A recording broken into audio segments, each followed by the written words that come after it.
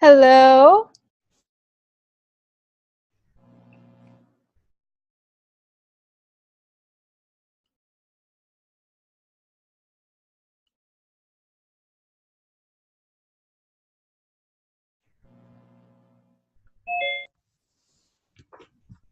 There you are.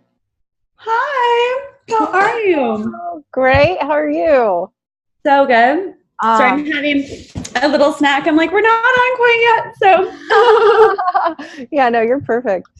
Take your mm, you time. look beautiful. Aw, thank you. Oh, I love every time. It's just so bright and white and light. Mhm. I love this space. Yeah, hmm it feels really expansive and open. And I've been clearing stuff out today.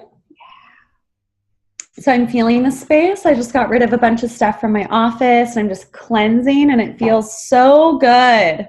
Yes. But really, like, it feels so good. hmm And I think that's really important when transitioning is the letting go and the releasing old energy. Oh, yeah, it's huge. It's huge. I love to do that when letting go, and I also just love to do it on a daily basis.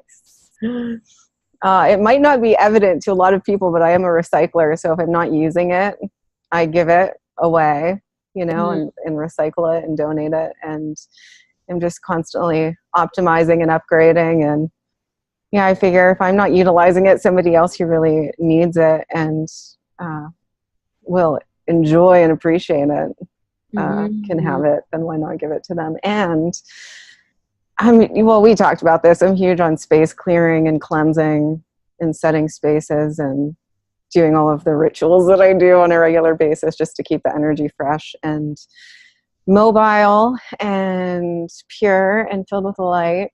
It just feels good. What are some of your rituals that you do? So I sage in Palo Santo every day, and I always open the windows wide and let the fresh air come in and just fill the space.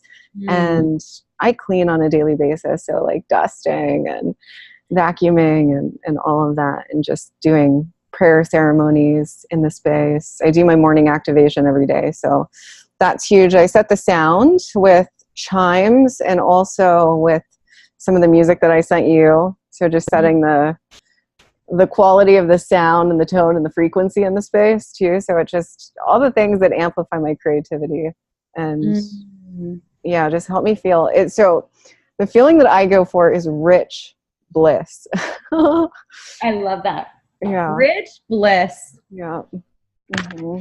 hmm I have all my windows open right now, and I'm gonna be getting some plant friends later today. I'm gonna fill my room with plants, and I found a picture of something on Instagram of like this beautiful like it's almost like a queen or like I don't know, just like a goddess room with like the high pillars and the drapes. I'm like, I'm gonna do all of that. It's so good.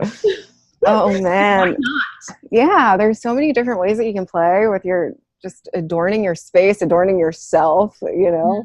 Yeah, it's so good. Mm. hmm so what? Hmm. So let's just tune into what the past couple of days have been like for you. What have you been feeling? What's been going on? What lessons and learnings and insights have been coming up? Wow. So I've been feeling into the letting go, the phases of letting go, and it's actually really powerful because we all do it. We all do it when we have something that it's reaching its expiration date. hmm And so the first phase of letting go is I might need to let this go.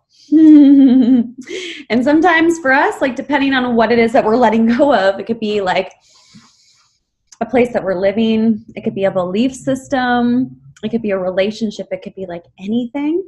It's the thought, I might have to let this go. hmm And then there's yeah, I think I'm going to have to let this go. Like the affirmation, yeah, I think I'm going to. And the I have to let this go. And then after that, I have to let this go. Because it's all like mental, right? Yeah. It's I don't know if I can let it go. And hmm then cling on. And then oh, I have to let this go. And then hopefully massive inspired action to go with that confirmation of it's time to let go, rather than clinging on to getting sick physically, mentally, emotionally, whatever comes with that, blocking ourselves from being aligned. And then the letting go.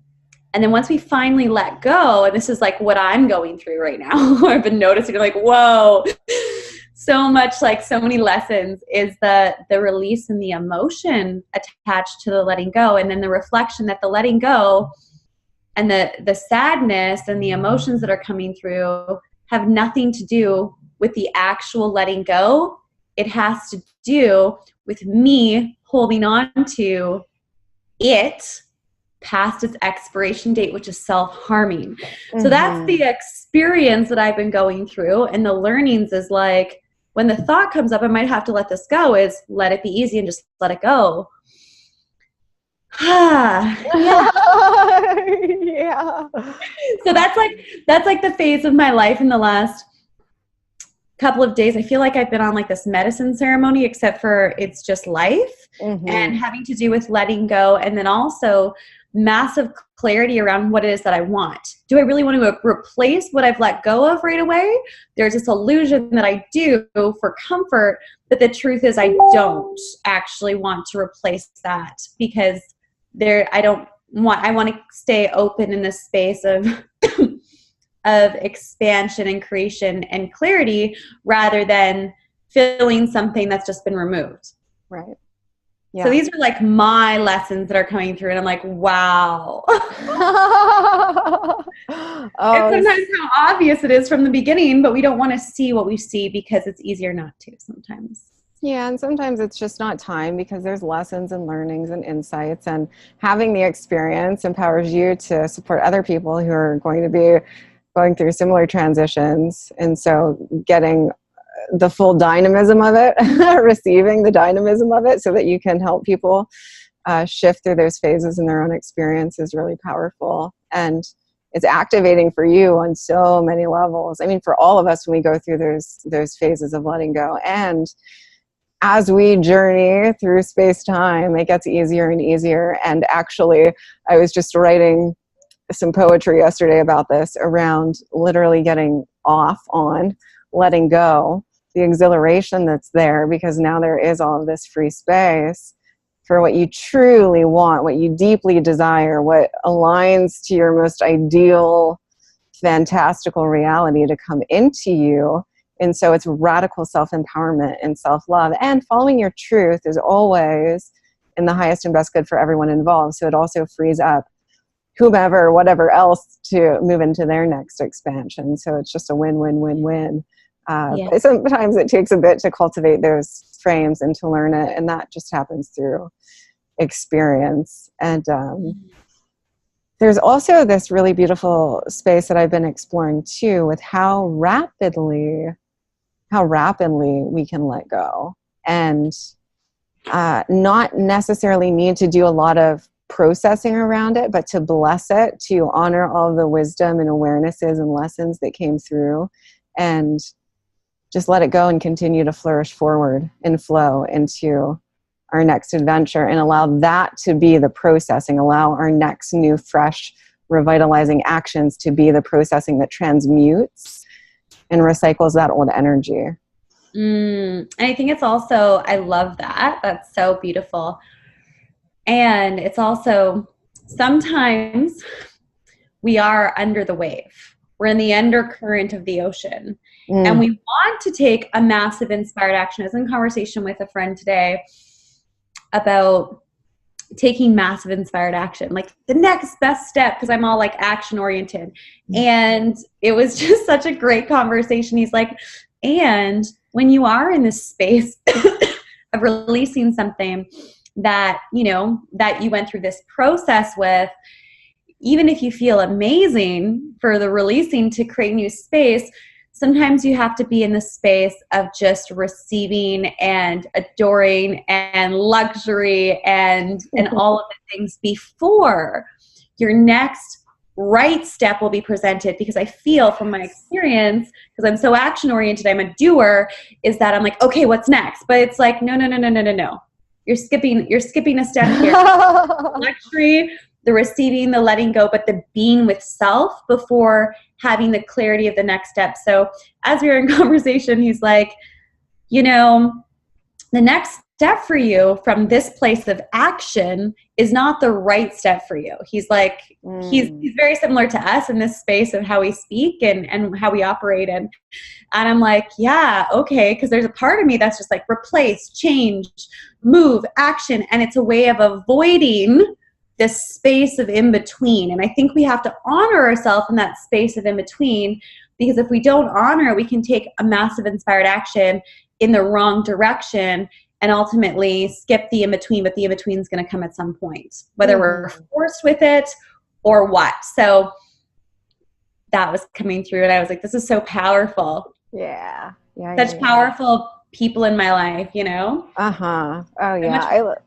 I love that you're speaking to this right now, too, because that's a really potent alchemical container when you step back from the chaos and allow order to be restored. And sometimes you just have to allow that synthesis and that calibration to take place, because in a lot of ways you're letting go of a version or many versions of yourself in your own consciousness.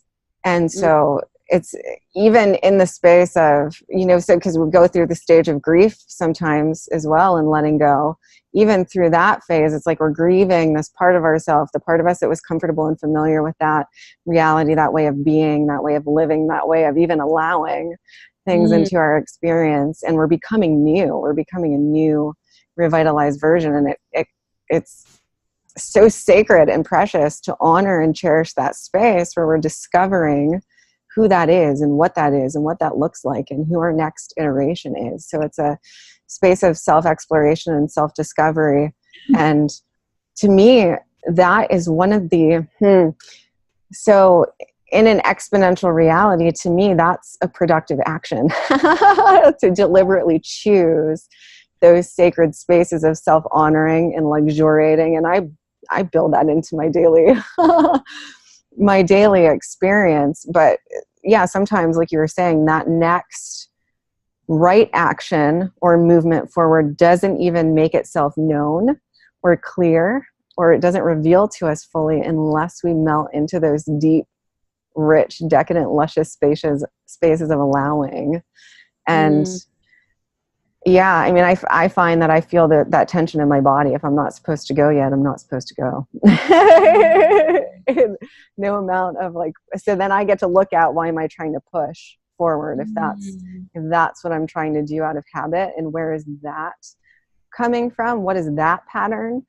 And ultimately, I feel like that arises from fear or separation from the moment, or, you know, not trusting the alchemical process and journey of the experience, or not enoughness, having to go forward and fill and prove, or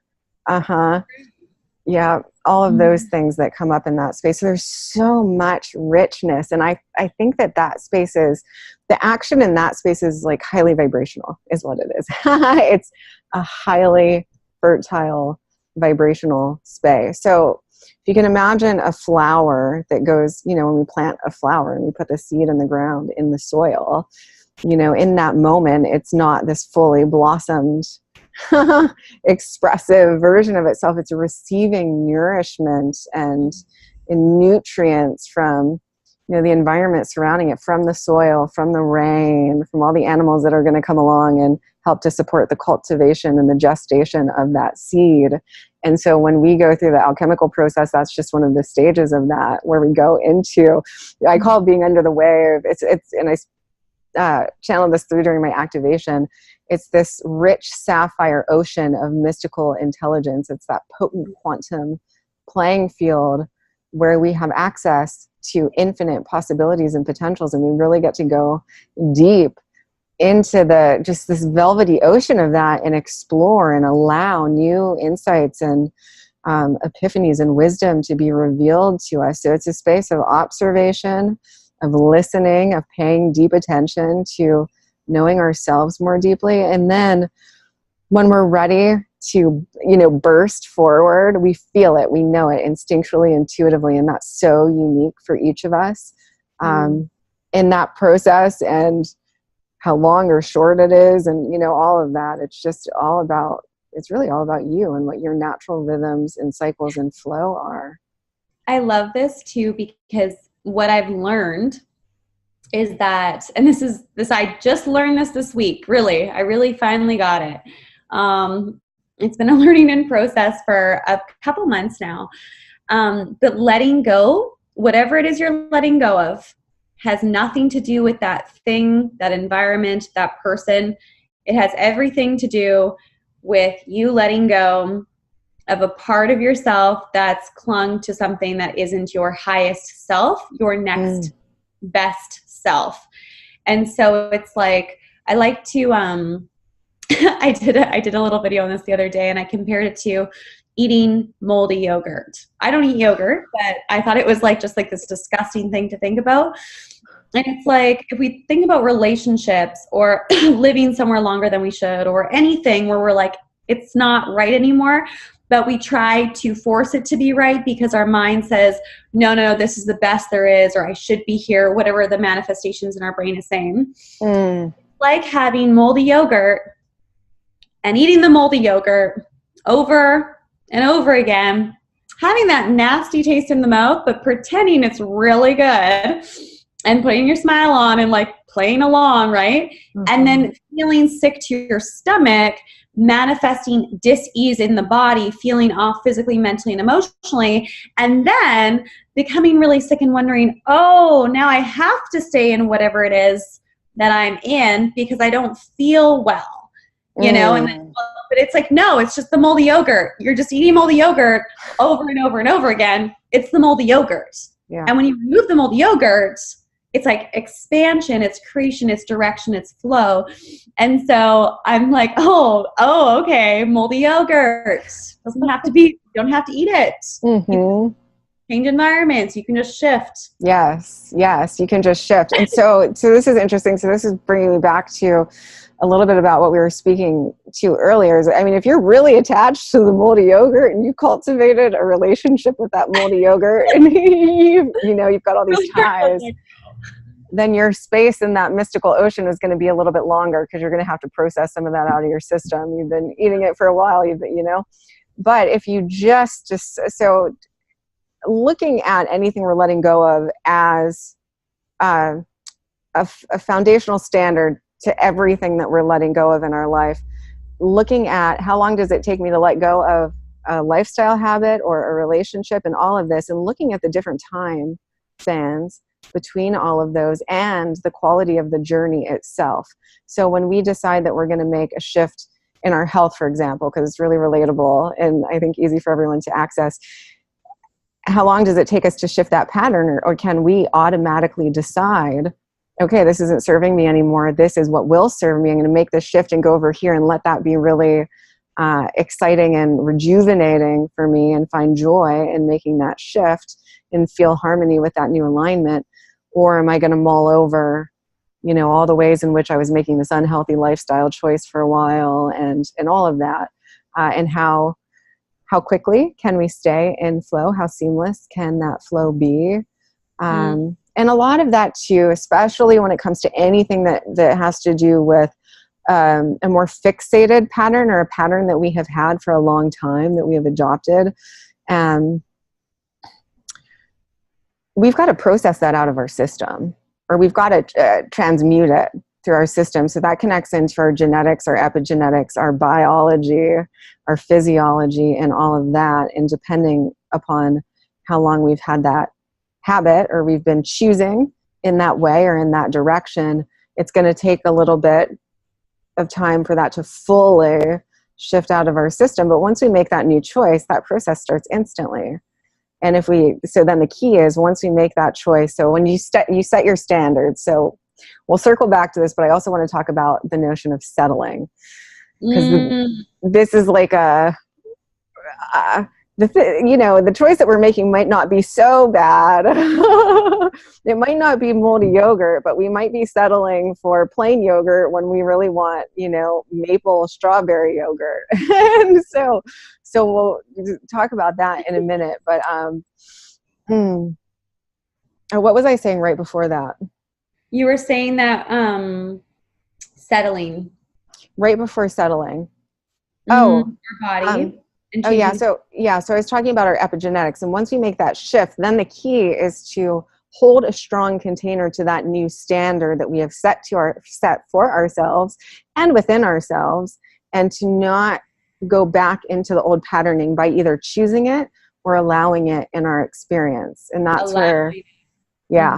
and that's strength. And so it depends where the pattern's coming from, because if it's an internal pattern, we're consciously selecting it, and then we're still consciously selecting to allow certain things as well. But just being really devotional to ourselves and our truth, and living in radical integrity with that, and continuing that moving forward, and trusting that we are fully supported by ineffable universal intelligence in that choice, and that there are, it's infinite possibilities. There are people, places, spaces, situations that will meet us fully in the magnificence of our heart's true desire. And that space is also a beautiful transitional period to cultivate who we are in that next iteration, so that we can magnetize and attract it, because us being it and us feeling the resonance of having it is what ultimately aligns us to that timeline. And so that in between space too is the shedding of the old and the cultivating of the new. And when that new, fresh cultivation is really anchored in deeply, richly, we can move forward with strength and confidence and ease, and we're in the fulsome embodiment of that. So yeah, it is beautiful to honor that full process, so we can transition from a space of wholeness and completeness. Like we've honored the fullness of that process of, okay, I've let it go, I've shed it completely, I'm not still cycling it in my mind, I don't have any emotional energy still attached to it, I've blessed everything is, I feel complete around the letting go. Now I'm going to cultivate the new thing, anchor that in, I feel complete and self-aware around, who I am or who I'm becoming in this next, version of my storybook. And so now I can move forward from a space of solidity. And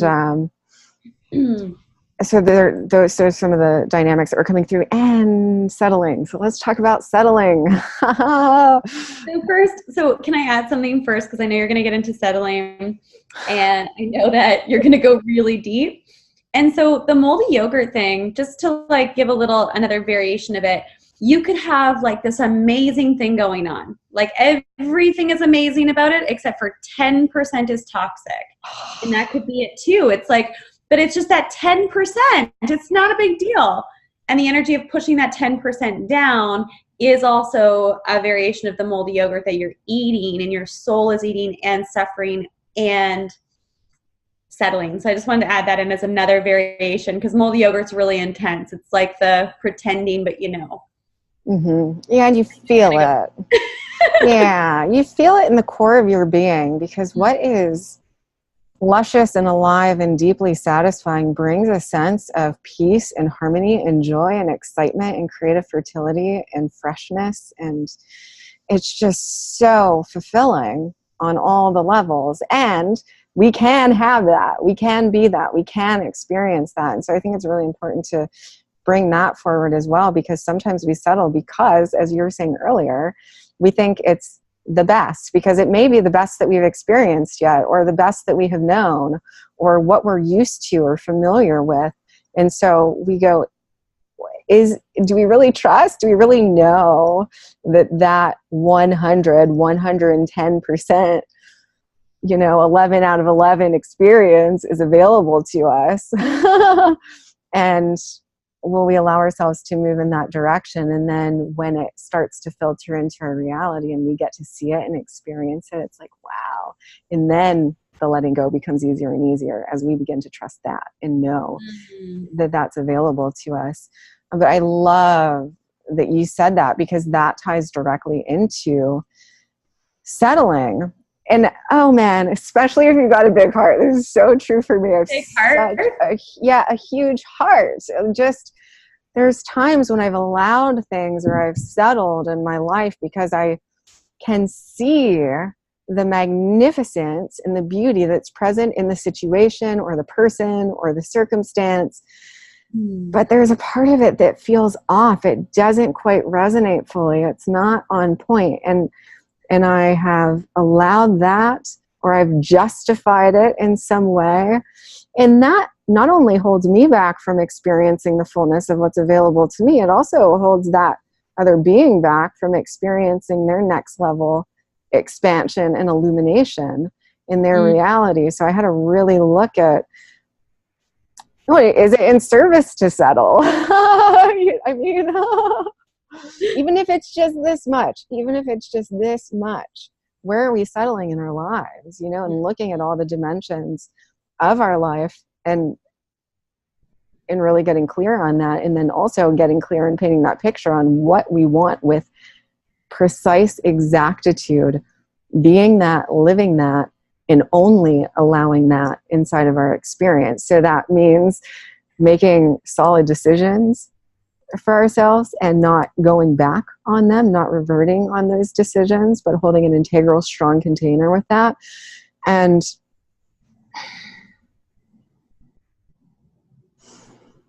saying no more often. And, I have been in the spaces and places of living a full-on yes, say yes to life, be radically in the energy of yes. And I've also had to really learn where to say no.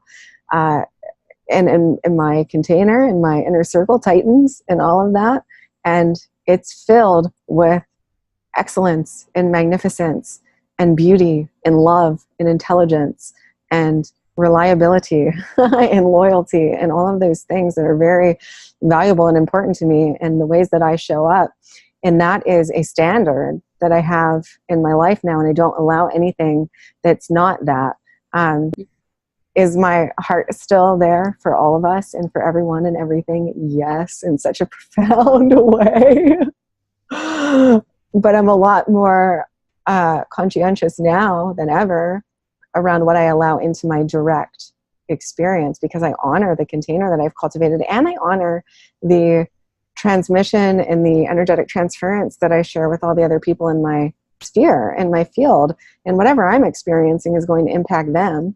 And so as I've grown and shifted and expanded, I also realize that too. It's not, yes, it's about me and my universe and what's healthy and correct for me, but it's also about what's the most honoring of everyone that I care about the most as well also. And how does that all intertwine and interweave?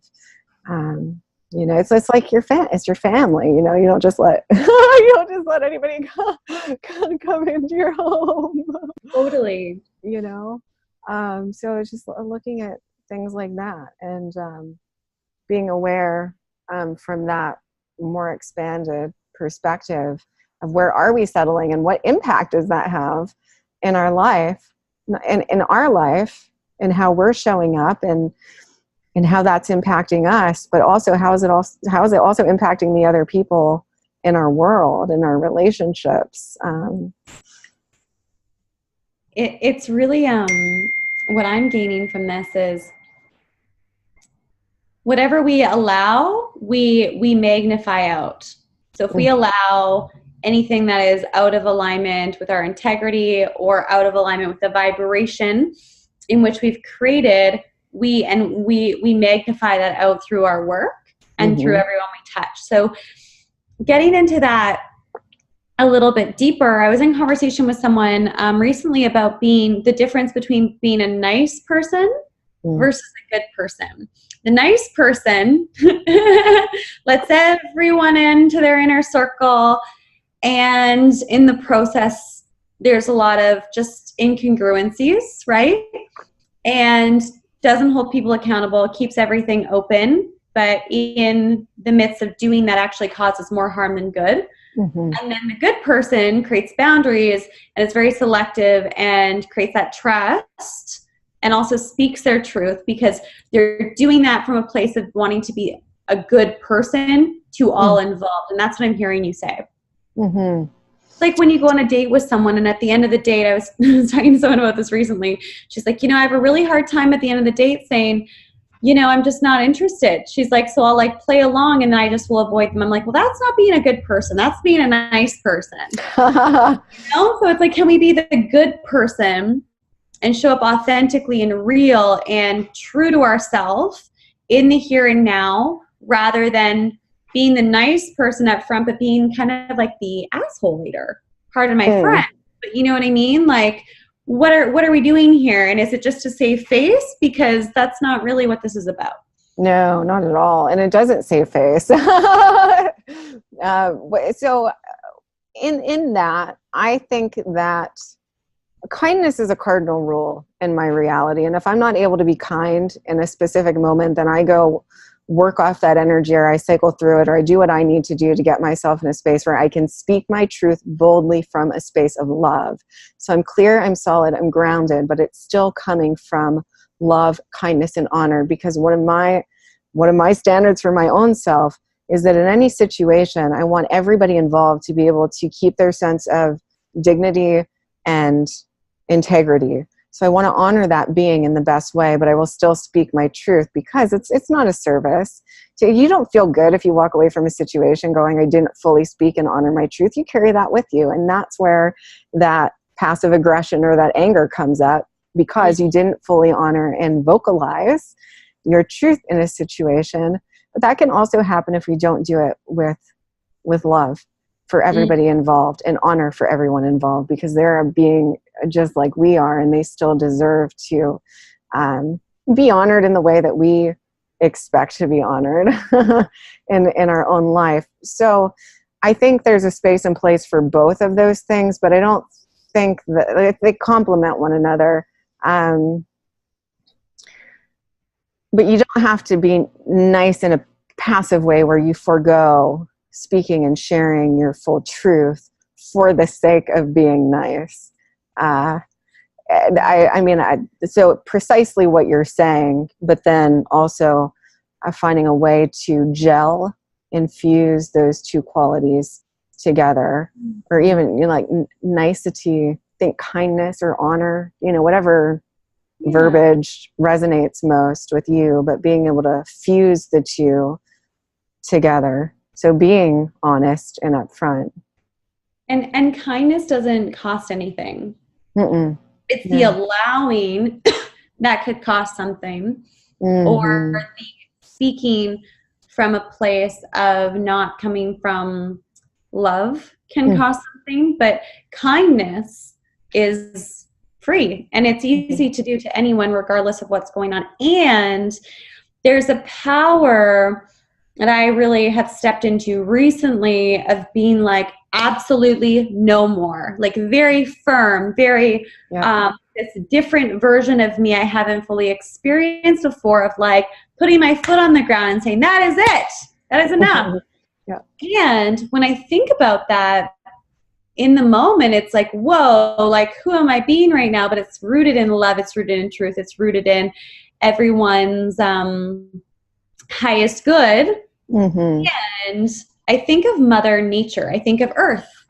So I think of like, as women, we are essentially Mother Earth.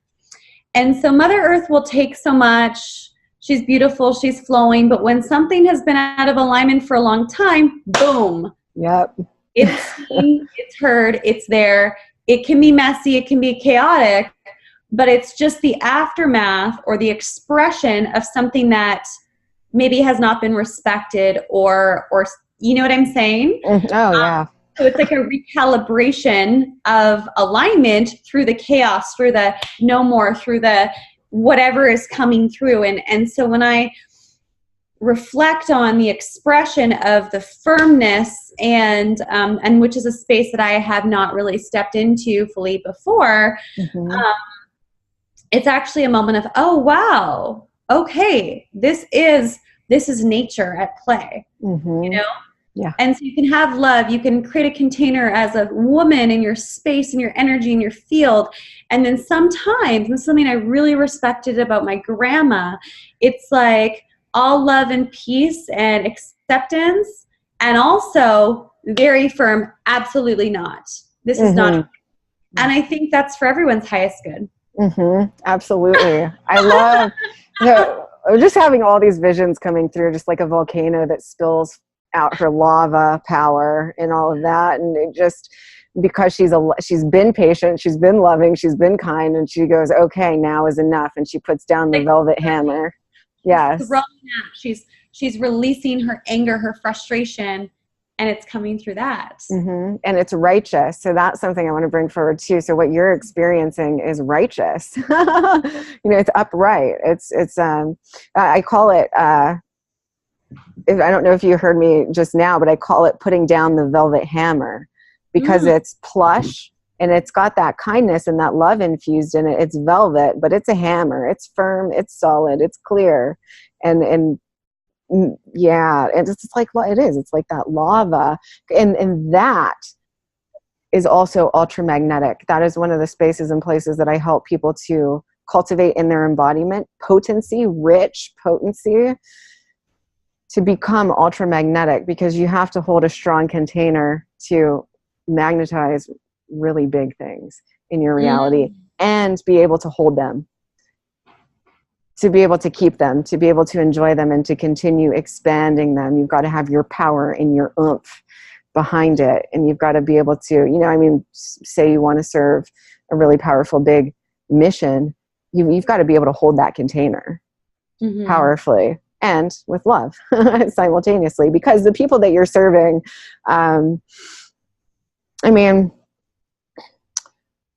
it's a different dynamic between that and somebody that you're letting go of because they've crossed your boundaries time and time and time again. And you've had to draw that clear line and say, enough. What I can do in this situation is consciously select to choose anew and walk in a new direction and allow you to have your journey and your experience over here.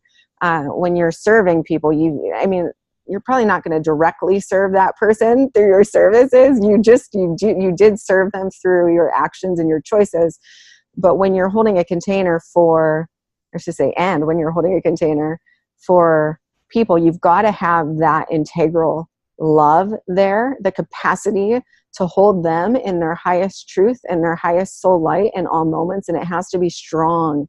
It can't be, wavy and wishy-washy and flaky or mixed. You can't be holding them in a space of truth and then be holding them and seeing their patterns in the next moment. So this is integral leadership mastery.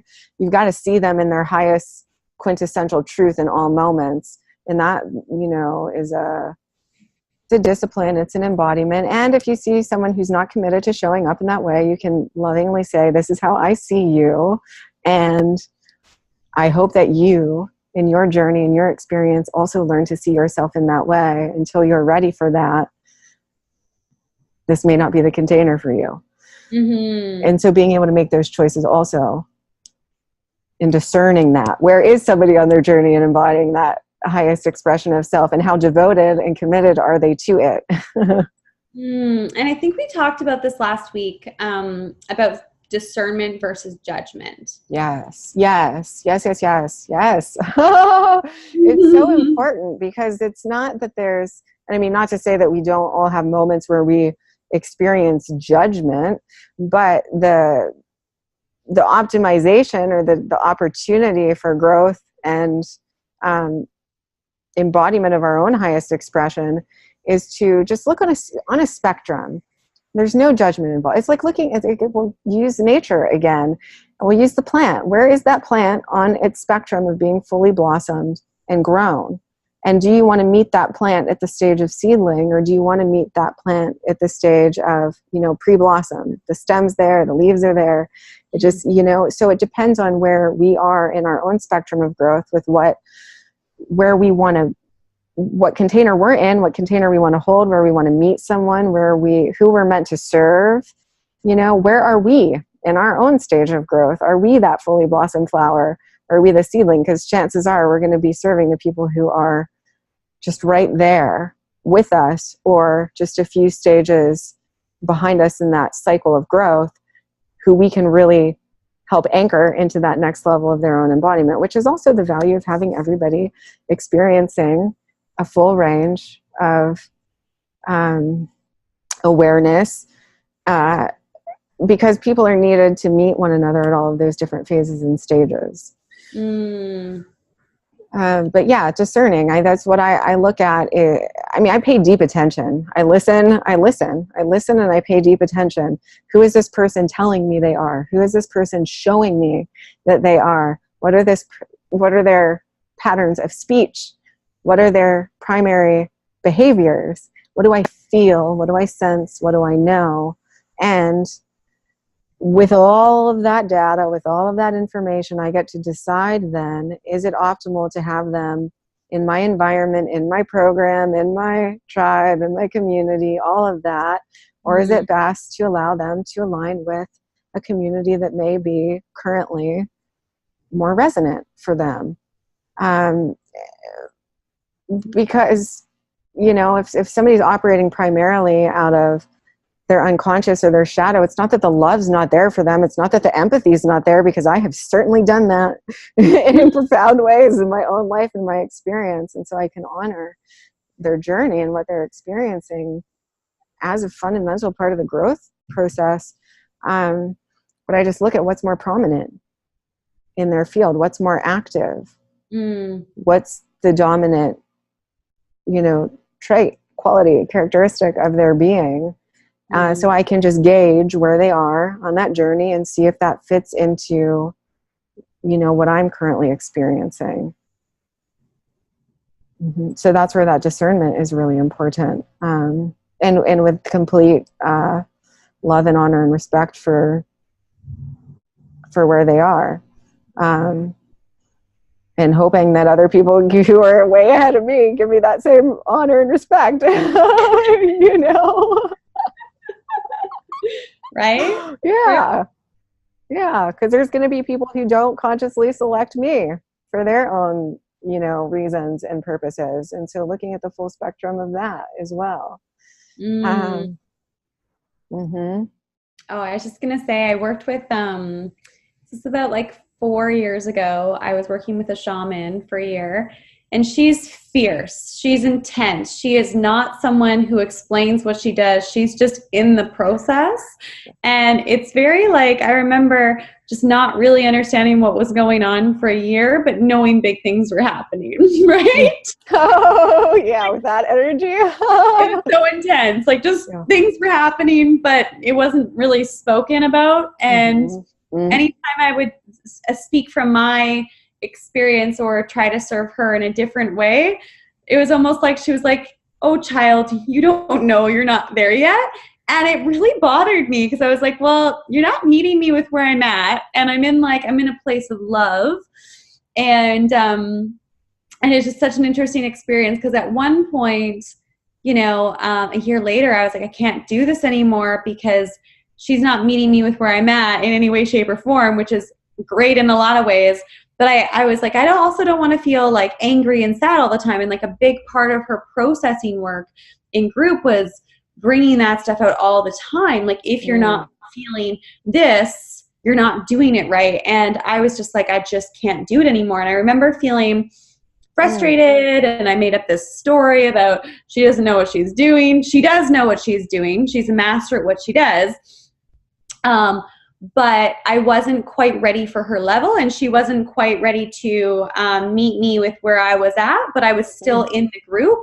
And now I totally understand it. I'm there, and I probably facilitate like that in a lot of ways, maybe a little bit more communication and accepting of things that are going on. And she was one of my best teachers, because a year or two ago, I call her and I'm like, I want to thank you for so much. I want to thank you for your fierce love and all of the stuff, because I get it now. But at the time, I wasn't ready for it. Yeah. So it's just funny. Yeah, that's a perfect example of that. And I love that because I feel her. She's a crone. She's got, she's carrying powerful crone energy. But it's, you're in that space and you've had enough life experiences and you're at that point in your journey where just pardon my language, but where no fucks are given. You're not dealing with BS. You understand what's happening on a deep core level, and your mission, your call is to support people with that. And so you do it with great intensity out of love.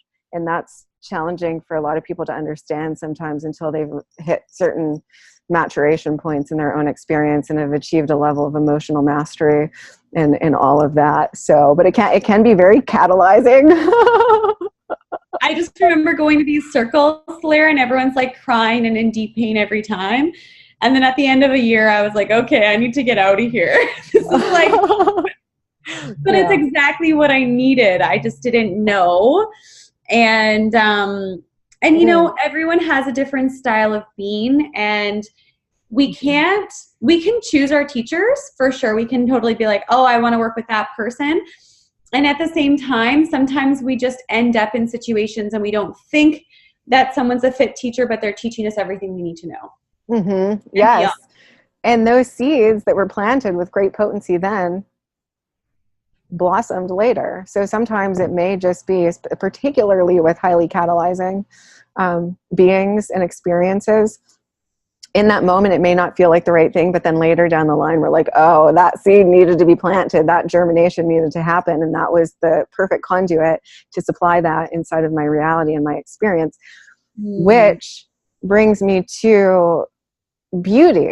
And I speak to this often, is beauty as the force that unites opposites, especially in our own being and our own experience. So once we go through the catharsis of having all of the, emotions around, enough is enough, and no, I'm not allowing this, and who does this person think they are, and all of the things that we cycle through in our mental space. So we get that out of our system. We can really come to a calm, clear space and be like, oh man, that was the extreme beauty that was present in that situation. And you start to see the perfection of universal design itself and how perfect it is in every moment, even when it doesn't appear to be, look to be, seem to be, and to anchor into that knowing on a deep core level more and more often, because all of the dots between the constellations start to connect, and you can see how intimately interwoven it all is, and the function and the purpose that it serves. Even if it's not all sunshine, just sunshine and rainbows in those specific moments, it's like, wow, that actually needed to happen in that exact way for me to gain this wisdom, this awareness, this learning, this lesson, to help this person over here to anchor into my power. All of the things that all of the unique experiences that we have provide. Yeah. So much beauty. And it's true. Yeah.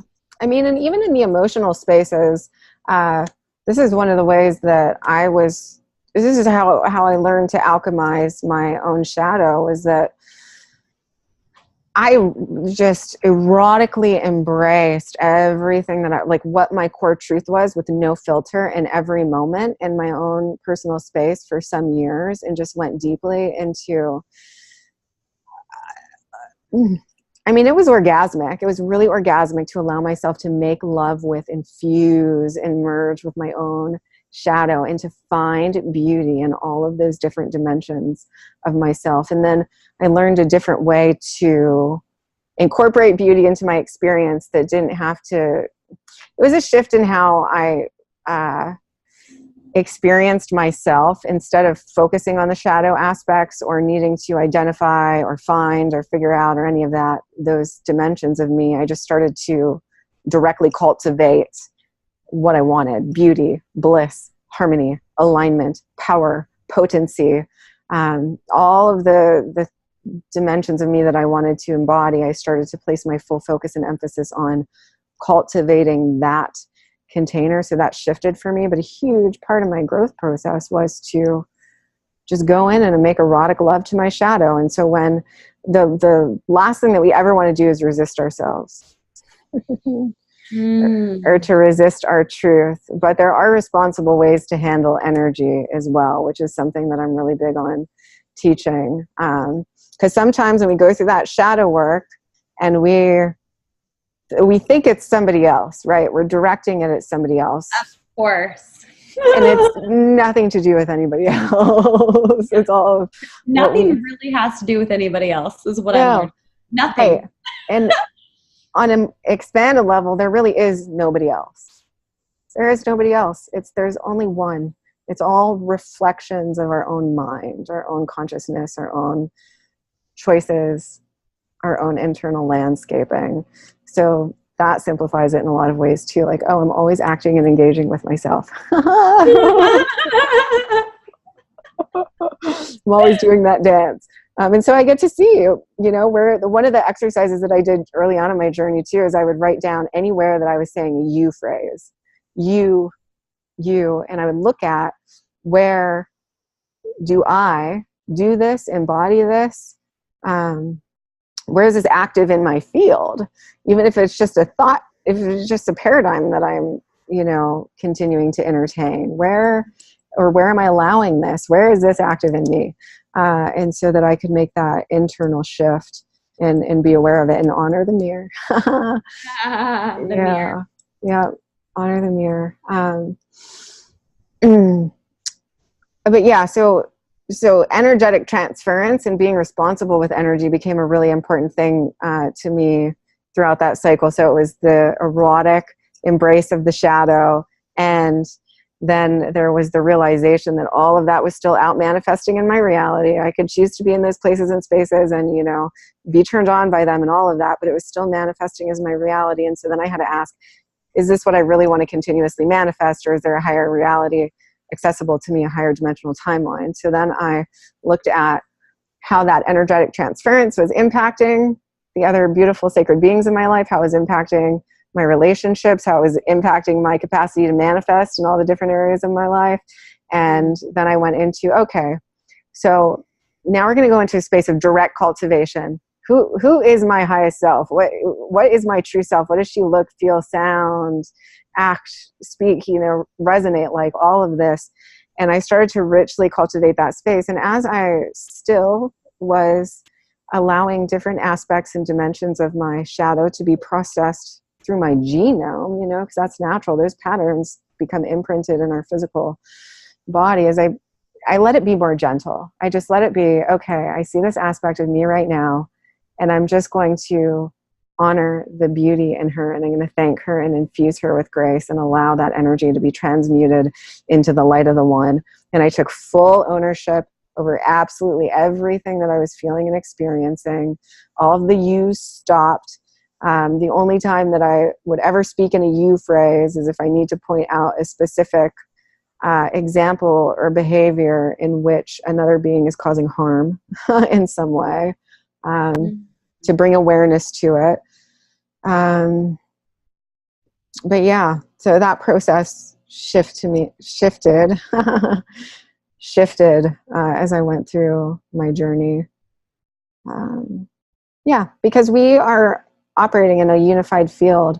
And so whatever we're experiencing in our inner realms, in our finances, in our relationships, in our health, impacts every single other area of our life. And they're all connected. They're not something that we can compartmentalize in any way. So I wanted to get on point in all of those different areas, so that all of the different areas of my experience were on point and flourishing in the way that I really truly wanted them to flourish, knew they could flourish, and, you know, that felt most resonant to the truth of who I am, so I could live that fulfillment and it not be, so that I could ultimately release the desire and live in the havingness of it. To let go of yearning or wanting or feeling separate in some way from the reality that I wanted to be experiencing, but then I could go into the space of cultivating havingness. Wow, this is like such a theme for our conversation today, is the letting go. Mm-hmm. So if we just like go back a second to like wrap this conversation up, because I had a moment of like full circle, whoa. the stages of letting go, we can accelerate that. We can make it easy. We can create life fully by design. Mm-hmm. We can honor other beings by being a good human rather than a nice human. We can stand fiercely in our power with love and speak our truth. And we can co-create with the universe by asking for what we want and also cultivating that. Not everything that we think is happening outside of us is actually just within us. Mm-hmm.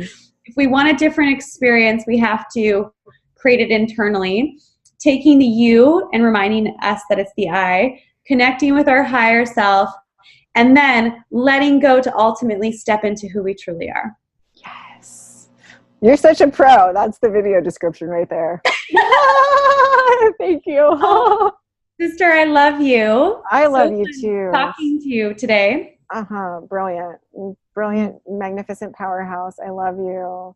I honor you. I'm so thankful for your presence in my life, and your radiance and your intelligence. And I'm so excited to go ride horses on the beach in Costa Rica. Oh my gosh, me too. We have some stuff to talk about with that because I have a few people in mind. And I've been talking about it, so we'll have to chat another time. I have to jump on a call really quick. Okay, awesome. But I love you. Thanks so much for having me. And then next week we'll do it all over again, right? Yes, ma'am. I love you so much. Enjoy your call. Love you so much. Bye. Bye.